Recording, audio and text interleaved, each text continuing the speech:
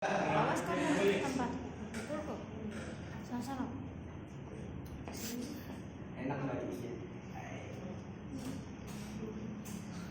Oh.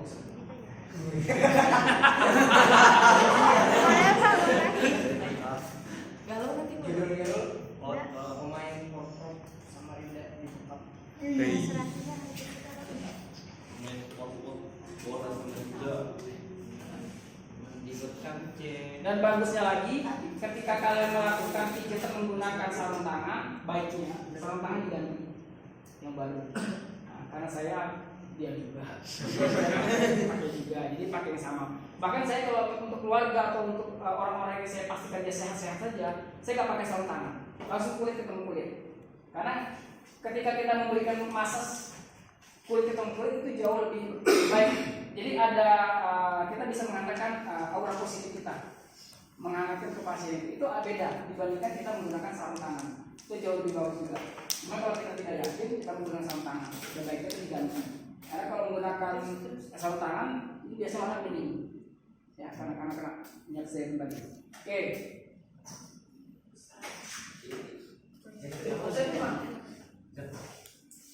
Oke, kemudian ambil pertama ini 5 menit dibiarkan ya, dibiarkan 5 menit dulu.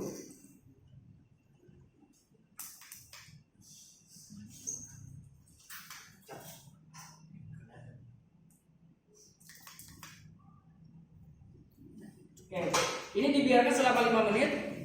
Tadi tujuannya supaya kulit yang ada di sekitar lempang ini jadi bebas. Ketika kita memberikan perlukaan itu tidak lebih terasa sakit. Kemudian hal lainnya adalah mengumpulkan darah-darah ke area ini. Jadi di sini nanti bisa secara kasat mata kita lihat apakah aliran darahnya lancar atau tidak. Kalau warnanya cenderung kehitam-hitaman, itu biasanya aliran darah tidak lancar. Kalau warnanya pink, merah-merah ungu, merah-merah yang tidak tua, itu biasanya lancar. Ada banyak sekali, nanti pun akan saya tampilkan di pertemuan beberapa berikutnya, warna-warna yang bisa kita ketahui itu mengindikasikan apa, bahkan penyakit apa yang ada di pasien itu. Sampai paling parah adalah warnanya itu sampai warna apa gitu, warnanya hijau atau gimana. Warna hitam. Biru Pak. Dan dibiarkan selama 5 menit. Nah ini sudah mulai merah. Pada saat yang bersamaan angin pun sudah mulai dikeluarkan. Nah makanya kalau bekam kering itu bisa untuk mengeluarkan angin dalam tubuh bisa juga bagus. Tapi akan lebih banyak lagi angin yang dikeluarkan pada saat sudah diberikan perlukaan. Nanti kalau kalian lihat di sini, tapi tergantung pasien. Beberapa kali saya lakukan pembekaman memang banyak sekali. Bahkan sampai kita tidak bisa melihat dengan jelas darah di dalam yang tertutup dengan uap ataupun udara dari dalam tubuh tadi. Ini dibiarkan selama 5 menit ya, yang kita pulang dulu dan biarkan dia sendiri. Kemudian nanti ada dampak negatif atau dikatakan malpraktik. Malpraktik itu berarti salah dalam penanganan. Jadi terapis pun bisa malpraktik. Nah nanti akan saya sampaikan pada saat setelah saya atau pada saat saya memberikan perlukaan. Nanti saya sampaikan apa yang dimaksud malpraktik ini. Oke, yang jelas ini dibiarkan 5 menit. Ya maksudnya jangan terlalu lama-lama. Jangan juga terlalu sebentar. Biarkan si pasien merasakan pijatannya di sini. Ini lebih banyak nih, lebih bagus. Nah, enak, boleh. Jangan. Wah, nanti terakhir saya kasih di sini. Kalau sini mah sunnahnya jangan di sini. Pakai langsung. Di sini, sebelahnya tidak boleh. Tahu lama Kongres Saputra? Ya. Kenapa? Getah ini posisinya ada di bawah telinga. Tidak boleh dibekam sini. Ya, bukan ada tahan. Jadi larikan sedikit ke belakang. Larikan sedikit ke belakang, cenderung ke belakang sedikit. Jadi tidak boleh di organ-organ kita, mata, hidung, mulut, telinga, tidak boleh. Di belakang lutut ya, tidak boleh. Di lompat sini, tidak boleh. Ada kasus di daerah Makassar, mungkin karena kurang pemahaman atau mungkin tidak mendapatkan apesnya. Bekam di sini ternyata cairan-cairan yang ada di lutut ikut tertarik sehingga dia nggak bisa jalan. Jadi pada saat dia memberikan titik terapi di belakang itu, jangan. Dilipatan-lipatan tidak boleh, lipatan-lipatan tidak boleh. Kalau di bawah telinga, di otak kecil, dan organ-organ vital bagian kita. Rata itu telinga. Setengah jam apa? Hah? Setengah jam dulu. Ah, sudah nih. Jauh saya mana nih? Mukanya. Oke, perhatikan. Jadi saya sering ingin mencatat tadi, serius ya, agar memang serius. Tadi kan 2 kali tarikan saya. Kalau pasien masih merasa kuat, sebenarnya di 3 menit pertama itu 2 kali. 2 menit terakhirnya tarik sekali lagi. Setengah. Masih aman? Enak banget.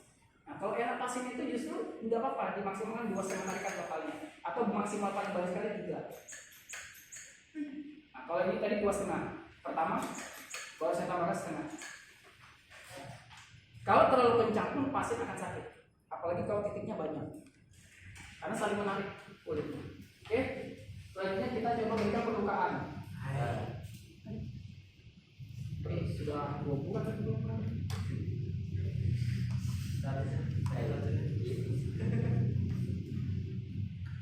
Rusak lagi. Saya dari rumah.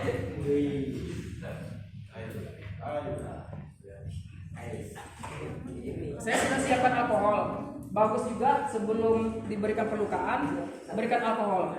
Menggunakan kapas saya sudah siapkan, cuma saya belum tuang alkoholnya. Tapi tidak masalah, ini opsional. Bagusnya dipakai, ya, bagusnya dipakai. Oke, setelah itu berikan perlukaan. Saya tunjuk ya. Bismillah.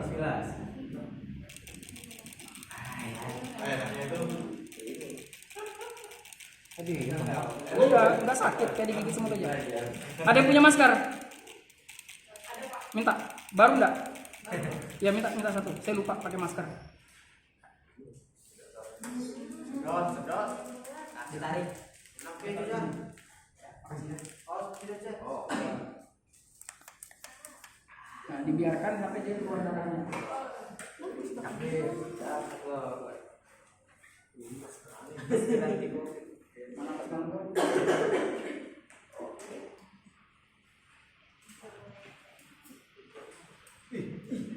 Nah, kalau warna hitam-hitaman ini darahnya kurang lancar.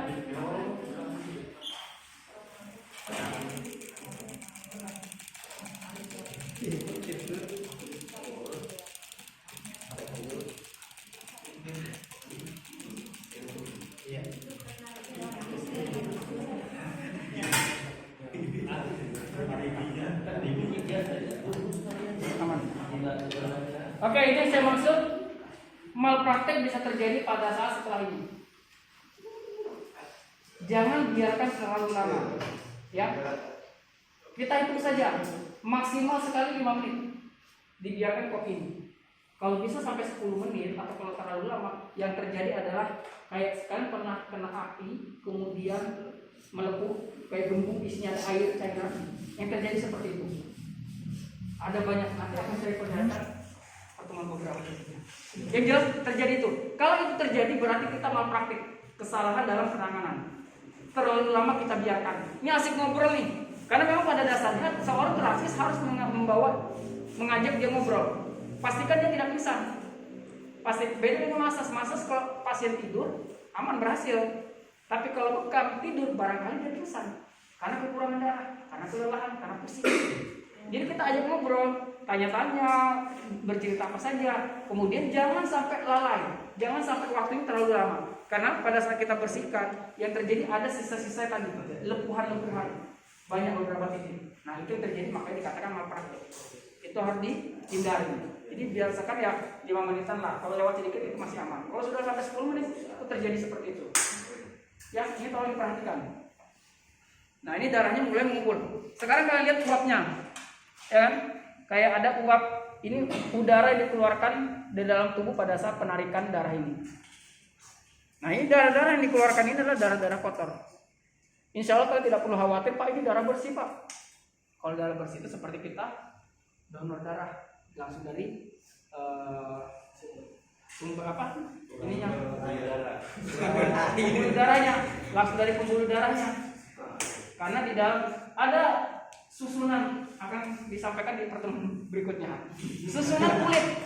Jadi yang diambilkan pada saat bekam ini kulit terluarnya sekali, sangat di luar, benar-benar di bawah kulit. Kalau sudah masuk ke ibaratnya kategori 3, itu darah-darah bersih yang akan ditarik. Nah itu yang harus dihindari.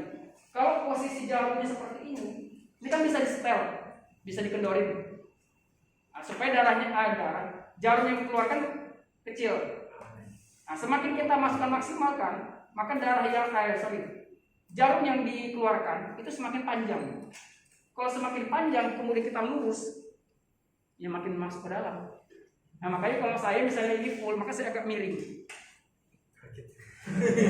Agak miring. Supaya yang dicucukkan itu tidak dalam.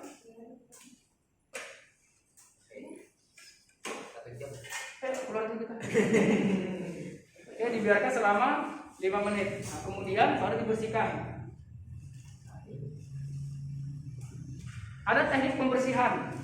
Nah, ini juga harus diperhatikan. Kalau kita membersihkan sembarangan, takutnya nanti darahnya ngalir, berhampur, segala macam lah ya, motori apa segala macam, celana, baju, kasur dan macam-macam. Nah, maka harus memang diperhatikan bagaimana cara pembersihannya. Bagi terapis, posisi duduk ini paling enak dibersihkan darahnya karena dia tidak melawan gravitasi. Kita hanya mengikuti begini, jatuh gravitasi. Tapi kalau dia tidur, nah, maka itu ada tekniknya harus kita lakukan. Geser ke tempat rendah, belok, baru ambil. Geser ke tempat rendah, angkat, ambil. Kalau ini kan gampang, tinggal gini aja langsung angkat, ya kan? Tapi harus ditadahi tisu ataupun kasa. Plastik ini bukan sembarangan ya. Ini plastik terbuat dari plastik. Jadi plastik ini memang harus diminta warna kuning. SOP-nya kuning. Karena berkaitan dengan kesehatan. Coba kalian lihat medis. Di mana saja kalian butuh donor darah, kotak ataupun plastik yang digunakan berwarna kuning. Karena itu memang saya lupa karena apa, tapi memang di dalam ilmu kesehatan ini ada pengaruhnya warna kuning. Maka digunakan warna kuning. Baik itu kotak untuk menampung jarum ataupun plastik untuk menampung tisu-tisu ini berwarna kuning. Makanya saya pakainya kuning. Ya, itu memang sudah SOP-nya.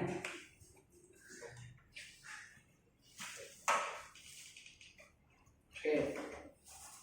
Cara pengambilan darahnya taruh saja di bawah. Ini untuk mengantisipasi darah ini tidak mengalir ke bawah. Ditadahkan di bawah. Cara melepas ini tarik kepalanya. Tarik kepalanya maka udara masuk dan ini akan terlepas. Gak bisa ditarik langsung ini karena kan narik sudah. Tarik ini. Nah, ini sudah tinggal angkat ini. Sudah masuk udara dalam, tinggal kita angkat. Buka kopnya. Cara membersihkannya, tarikan saja ke bawah. Astagfirullah. Cuci ini. Tisu tolong. Aduh, babon darahnya. Tolong. Ya, oke. Udah, taruh di bawah tangan saya. Dari bawah tangan. Kamu minggir tanganmu. Oke, jauh. Oke. Oh iya, sekarang. Kamu kena darah. Oke.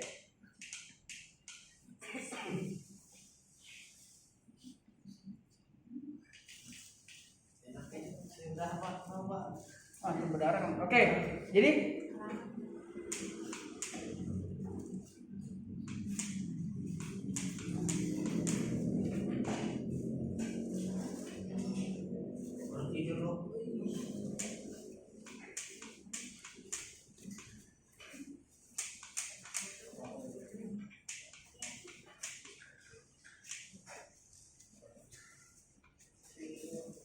oke. Jadi posisinya seperti ini, posisi diam ya. Digigit, oke. Tarik ke bawah, tinggal diangkat ke atas.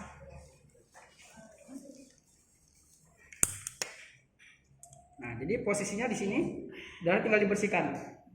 Kop darah yang ada di sini tinggal masuk ke dalam kop.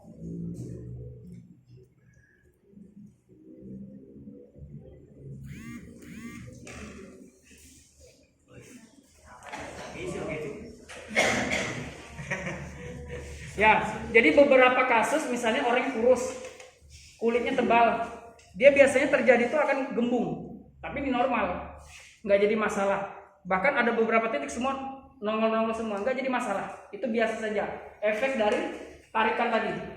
Ya, jadi nggak akan dia merasa bengkak berlama-lama, enggaknya hanya efek sesaat pada saat pasnya ditarik. Oh, nggak sempat kena celana.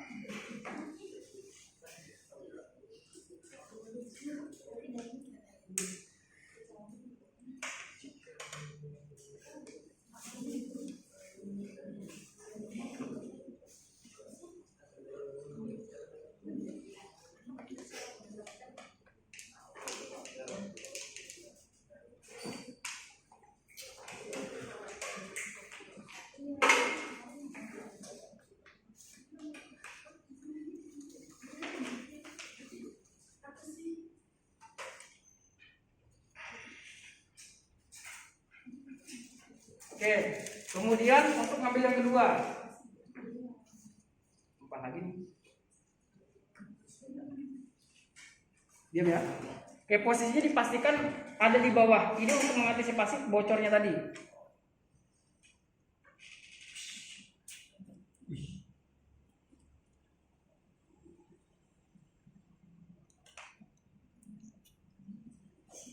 Bocor Pak. Tisu Sal.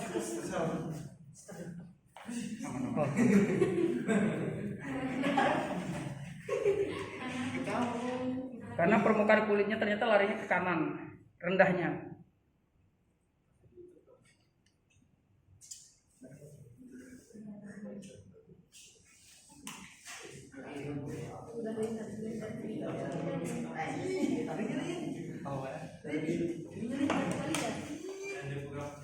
Jadi yang harus diperhatikan adalah pastikan di mana permukaan kulitnya yang rendah. Jadi kalau memang dia larinya rendahnya ke sini, maksudnya ini aliran kulit ini kan di sini ada tonggolan nih di bagian sini nih, sehingga rendahnya dia tuh lari ke sini. Berarti memang pasti kita harus perhatikan di mana taruh kopi ini, apakah lari ke sini ataupun ke sini ataupun ke sini. Itu juga harus kita perhatikan. Harus kita pastikan di mana arah mengalir cairan tadi, supaya untuk mengantisipasi tidak salah dalam pembersihannya.